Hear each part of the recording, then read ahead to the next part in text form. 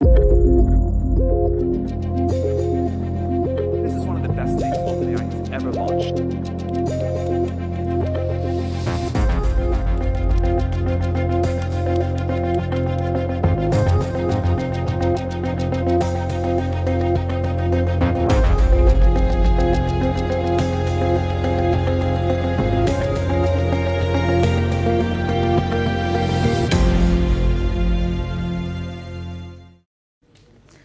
For the last 3 weeks, one name has taken the AI world by storm. DeepSeek, the Chinese AI startup, they launched new AI models, they made them cheap. Essentially, Beijing crashed the AI party and stole the spotlight. And where did that leave OpenAI? Well, with a major case of FOMO. FOMO, of course, is the fear of missing out. These were the guys who made AI cool. But now someone else is stealing all the attention. So OpenAI started dropping a lot of updates. The first was the 03 mini model, a freebie to keep users hooked. And now they have upgraded ChatGPT. It's getting a new feature. It's called Deep Research. I know it sounds fancy, but what does it actually do? You see, when you ask ChatGPT a question, it simply generates the answer, like a know-it-all friend. But Deep Research takes it up a notch. It gives you the answer, but it also shows you how it got there. Basically, it does all the heavy lifting for you: research, sources, and a summary. It is all served on a silver platter. So lazy students, your prayers have been answered. But jokes aside, some deep research, or deep research rather, is not a magic wand. The research takes some time, up to 30 minutes for a prompt. Sometimes it also hallucinates. It makes up a lot of facts. And here's the kicker. It is not free. Only pro users get access, and that too for $200 per month. And you can't go crazy with that. You only get 100 queries in a month. So basically $2 per question, which is not a hefty fee, but it's not really cheap either. The rate of improvement of artificial intelligence has been increasing. Only a few years ago, the systems barely worked. Now today, we launched a new system this morning in Tokyo that is a new level for the whole world. An agent that can do significant tasks and create a lot of economic value. And OpenAI is not the only one dropping new models. Europe wants in on the action too. Enter Mistral. It's a French AI startup. Mistral has dropped its latest model, the Small 3. It's not exactly a name that screams power, but Mistral claims it can outperform a lot of its rivals. And just like DeepSeek, this one too is open source, meaning anyone can tinker with the code. So the AI war is officially on. Who will come out on top? Well, we are not too sure, but there's one thing we know for sure. China has changed the rules of this game. For the longest time, artificial intelligence was like an exclusive club. Billion-dollar investments, closed-door partnerships, and the most powerful chips, all locked away for a select few. Silicon Valley developed closed AI models. The code, the training process, everything was confidential. But now that AI bubble just got popped. If you actually use DeepSeek and compare it to ChatGPT, you'll notice something. It's not that different. Its answers are on par with ChatGPT. It hallucinates just like the rest. It refuses to talk about China, which is not a surprise. So it's far from perfect. But this is not just about how good DeepSeek is. It's about what it represents. DeepSeek is not just another AI model, it's a counter-narrative. An alternative to the Western way of building artificial intelligence, a more democratic way of developing models. And here's the real twist. China is the one leading the charge here. The same Beijing that is known for strict censorship, it is now handing the world open source AI models. Code that anyone can use, code that anyone can build on. And what about the democratic West? The countries that once championed open technology. They're now scrambling to lock AI down with regulatory pushes, with talk of guardrails and big tech lobbying. And this is all a way to keep control. The West says it's about safety, but look closer and you'll see it's all about power. Because right now that power is shifting. China has shown that the future of AI is open source. AI tools should never be locked away behind corporate walls. They're meant to be open to all, because that's where the magic happens. Inclusion breeds innovation. When you open the doors, you're inviting everyone, the small research labs, the universities, developers from emerging markets, all of them get a chance to contribute. And that means a more diverse, a more inclusive AI ecosystem. Not one that is just controlled by Silicon Valley. Of course, the open source model comes with its own set of risks. There are concerns over privacy, potential misuse, and regulatory headaches, and all of that will have to be fixed. But it's still a better alternative than artificial intelligence being controlled by a select few. Staffers of the U.S. Agency for International Development have been instructed to stay out of its Washington headquarters after billionaire Elon Musk announced that President Donald Trump had agreed with him to shut the agency down. That's according to a notice distributed to the staffers early Monday. Musk, Trump, and some Republican lawmakers have targeted the U.S. Aid and Development Agency, which oversees humanitarian development and security programs in some 120 countries, in increasingly strident terms, accusing it of promoting liberal causes. USAID staffers say they tracked 600 employees who reported being locked out of the agency's computer systems overnight. Those still in the system received emails saying the headquarters building will be closed to agency personnel on Monday, February 3rd. The developments come after Musk said he'd spoken with Trump about the U.S. Aid and Development Agency, and the Republican president agreed they should shut it. Democratic lawmakers have protested the moves, saying Trump lacks constitutional authority to shut down USAID without congressional approval. Outside the morgue at Goma's North Kivu Hospital on Monday, Red Cross workers piled bodies into a large truck. A week ago, Rwanda-backed M23 rebels claimed control of the strategic eastern Congolese city after capturing several surrounding towns in January. Outside the morgue, Chizenyenzi cried as she looked at a photo of her son who was killed. She's unable to find his body. A soldier came from behind him. A member of the Congolese army allied militia shot him in the back. It went out of his chest. The child fell off the motorcycle. The bullet passed through and hit another person behind him. The bullet entered and exited through the chest. His entire chest was open.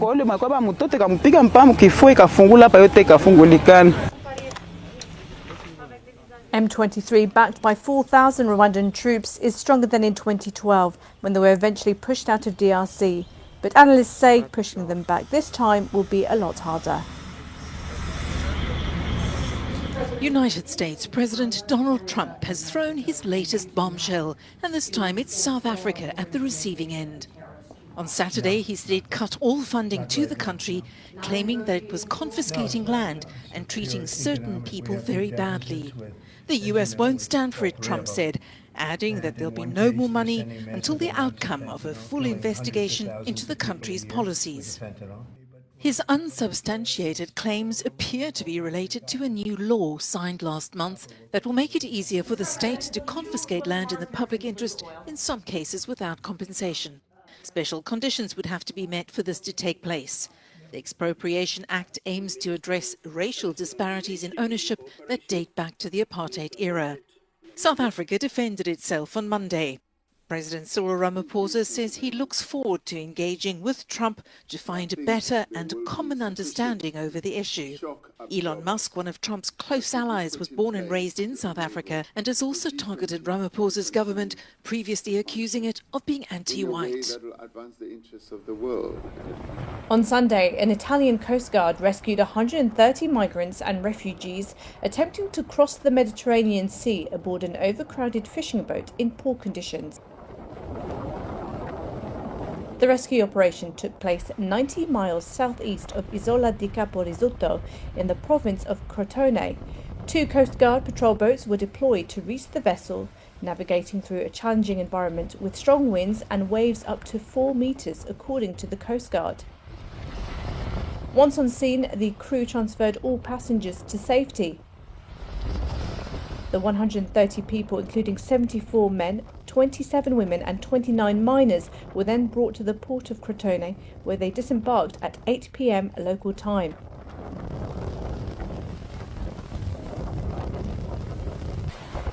Since the beginning of the year, 3,673 people have crossed the Mediterranean from North Africa to Italy.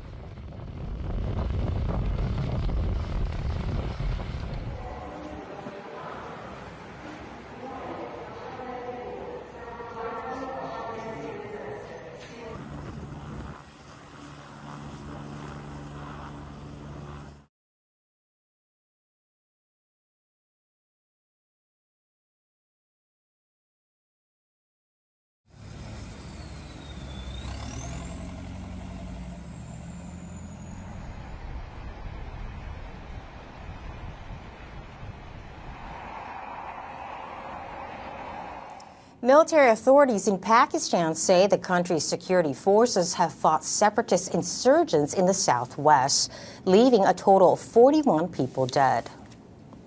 The fighting took place in Balochistan province from Friday night through Saturday after the security forces removed roadblocks the insurgents had set up. The Pakistani military says 18 soldiers and 12 militants were killed. The military also carried out what it described as sanitization operations on Saturday, destroying several hideouts and killing 11 militants. The Baloch Liberation Army, or BLA, has claimed responsibility for the assault. Prime Minister Shehbaz Sharif strongly condemned the incident, saying his country will continue to fight against the monster of terrorism until it is completely eradicated.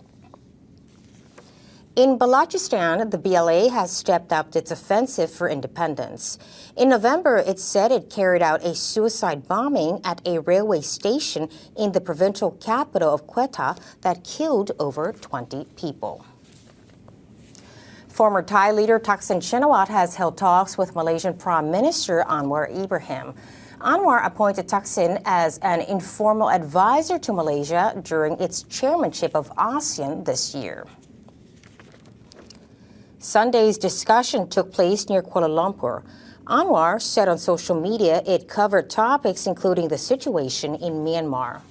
That's one of the most pressing issues facing the regional bloc. Anwar said ASEAN needs the benefit of Thaksin's experience as a statesman when he sought his help in December. The charismatic former prime minister returned to Thailand in August 2023.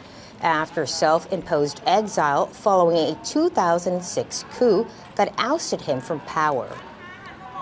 He's been charged with defaming the country's monarchy. A court granted him permission to leave the country ahead of his trip to Malaysia. Thaksin doesn't hold any official government posts, but he's been increasing his presence in the domestic and international arenas. Across Asia, the challenge of caring for aging populations is growing. On Friday, an awards ceremony was held in Bangkok to honor creative solutions for improving elderly health and care.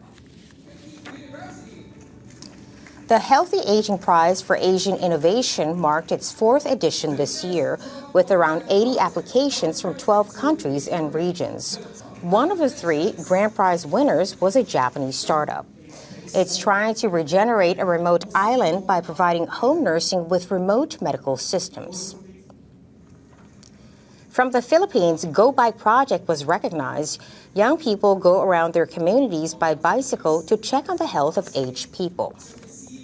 The third top award went to Chiang Mai University in Thailand. It provides vocational training to help senior citizens become tech-savvy so they can earn an income in later life. Young people are key factors, are key players in building healthier and more disaster-resilient communities. The head of the event organizer said coping with aging is a common task throughout Asia, but strategies could vary in each society. Our aim is try to spread potential best practices or solutions to be spread so that everybody could have a choice to apply whichever applicable to the local society. And that wraps up our bulletin. I'm Kra Thirakosan in Bangkok. South Africa has renewed its demand that Taiwan move its de facto embassy out of the country's administrative capital, Pretoria. The Taiwanese Foreign Ministry on Sunday night said it had been given an end-of-March deadline to relocate. and that the embassy would be renamed as a trade office. The ministry blames Chinese pressure for the move, saying it shows Beijing's suppression against South Africa is becoming more serious. China opened its embassy in South Africa in 1998, a year after Pretoria severed formal diplomatic ties with Taiwan, over which Beijing claims sovereignty. Taiwan rejects this claim and says it has the right to forge ties with other countries. The decision to ask Taipei to relocate its liaison office is seen as highlighting Beijing's expanding sway among developing nations. China is South Africa's largest trading partner globally and one with which it's looking to expand cooperation. Mexico, the deal with Mexico to pause. Can you talk about? Well, they're going to send 10,000. Yeah, they're going to send 10,000 border agents. The president's expressed his frustration with the flow of fentanyl and illegal migration. So that's a good step. So the president, I think, has extended it by another month. And I wasn't on the call, but my understanding it was a good call with President Sheinbaum. And we want to have a good partnership with Mexico. No, they'll always be our neighbor. And so it's a country that we do a lot of things with, but we have legitimate concerns about not just the existing, but the rapidly growing presence of dangerous cartels, who in some cases operate as governments in parts of Mexico. It's a huge challenge to the sovereignty of the Mexican state. And so we seek to be good partners in that regard. I think deploying 10,000 National Guardsmen on the Mexican side from Mexican National Guardsmen is a very good sign. I'm not sure it resolves all the issues that were raised, because beyond that there's some trade imbalance issues the president wants to address. Obviously you saw the result of that. Will you travel to Mexico? Will I travel to Mexico? I'm sure I will, but we're not planning to as part of this trip. Obviously, things can change on any moment, but right now I've been in touch with their foreign minister. We have started a pretty good relationship, and I'm sure we'll be talking or seeing them very soon, but it won't be, as of this moment, there's no plans for this trip. And I know some of you that are traveling with us want to know the answer, but we don't have any plans at this moment. During his 5-day visit to Central America, the US Secretary of State, Marco Rubio, has warned the Panamanian president over what Washington considers heavy Chinese influence over the Panama Canal. Panama has rejected the claim. Another key topic discussed was curbing illegal immigration. We spoke at length about the immigration problem, clearly recognizing that Panama is a transit. Panamanians are not about to emigrate to nowhere. We live here, we stay here. But what if it affects us?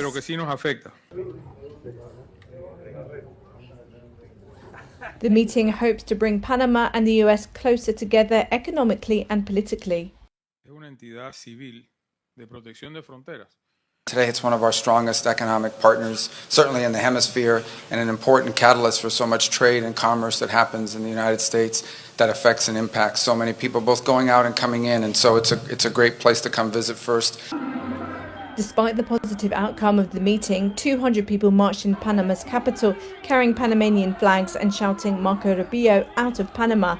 Some burnt a banner with images of Trump and the US Secretary of State. Rubio's trip will next take him to El Salvador, Costa Rica, Guatemala and the Dominican Republic. Around 13, you wrote the tic-tac-toe program, and it occurred to you that a computer is just a dumb machine awaiting orders. But now that we're at the dawn of AI, how do you view computers now? You should use it as a tool. It's fantastic, and helping doctors with paperwork, or kids have a personal tutor. Even the agenda of the Gates Foundation now is shaped by these AI advances, where we're going to discover new vaccines and drugs using these tools, and we're going to help give people advice about farming and healthcare. I talked to some of these guys that are working it, and they don't totally understand why the AI does what it does. So that makes me a little nervous. I don't know. Well, you should be nervous. We have to acknowledge that AI is almost uniquely dangerous because it's unbounded in terms of how good it will get, and it's happening, within a generation. We can argue about, will we fix all these errors issues within 2 years or 5 years or 10? We will fix those things. And so we'll have something that is quite magical, but as we change, are there winners and losers? With everything that's been going on in the 2020s, including some of the wild conspiracy theories about you and vaccines, does the world still make sense to you? Things don't always go in a straight line. And if you'd said to me that at a time where we've cut child to death in half since the turn of the century, and the main reason for that is vaccines, and we did save millions of lives during the COVID pandemic because of vaccines, that if you said their reputation would be more confused today than ever, I would have said, are you kidding? People will see that this rotavirus vaccine, which is for diarrhea, or pneumococcus for pneumonia, these are miracles. And we, managed to get these to all the children of the world. And so, instead of 10 million dying every year, we're below 5 million. So somebody with a kind of logical view, like I try to have, it is confounding that you have those conspiracy theories. I hope that dies down. The pandemic was a very unusual thing in terms of, the government wanting to stop the spread of it, and yet, how much was that wise? We clearly kept schools closed longer than we should have. We were learning as we were going, and, another pandemic will come, and, how smart are we going to be about, having the CDC and WHO and the tools ready to go? I'm not sure we focused on preparation. Perhaps in the years ahead, we'll get our act together. Democrats, you want to know another reason why nobody takes you seriously anymore? Because, where was all of this fake rage when Obama deported all of those illegal immigrants? Wasn't it over 5 million or something? Somebody's going to have to fact check me. But I know it was record-breaking numbers. So when he does it, he's a hero, but Trump does it, he's a monster. He's a monster! You guys are losing credibility left and right, and you guys are just crumbling. And now you guys are revolt! What? What? The double standard in hypocrisy is just, it's laughable, you guys. You guys, come on. Nobody, not anybody, has taken you guys. Over 20 million Americans aren't taking you seriously anymore. Think about that when you're talking about your cute winter boots.